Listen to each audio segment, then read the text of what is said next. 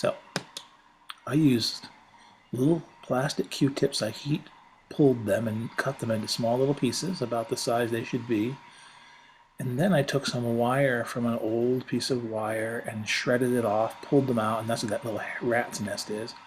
I took a very thin bit, put it in my little pin vise, and then you can see I take a piece of wire and I fold it around that bit, two little pigtails, and I grab it with something.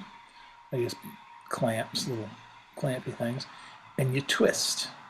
And you twist this, and it'll automatically twist into a little pigtail, and you'll end up with this neat little circle, which you can't see, I know, but it's there.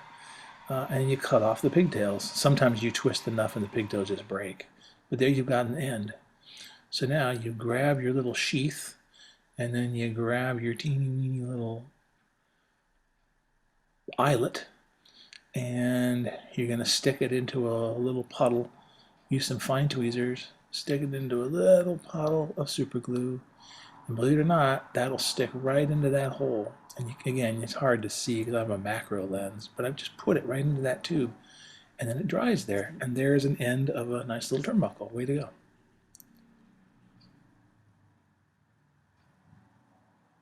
Now, you measure, I put the turnbuckles in, so I put them in, drilled little holes in the paper and glued them in at approximate angles where they should go.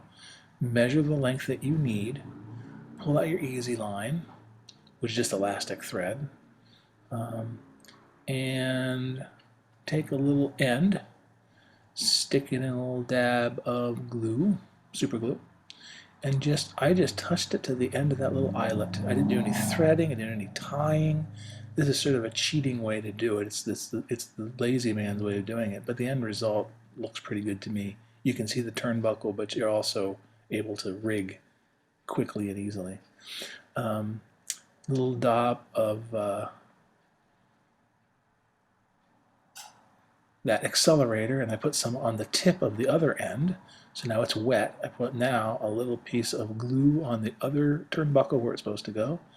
Grab the wet piece and just pull it over and stretch it and just touch it to that little blob, and it will dry almost instantaneously. This is, not edited, at least this part. You can see how quick it is.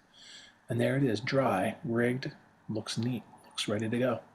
I painted the turnbuckles, by the way, a mixture of titanium silver and yellow to make it look like brass.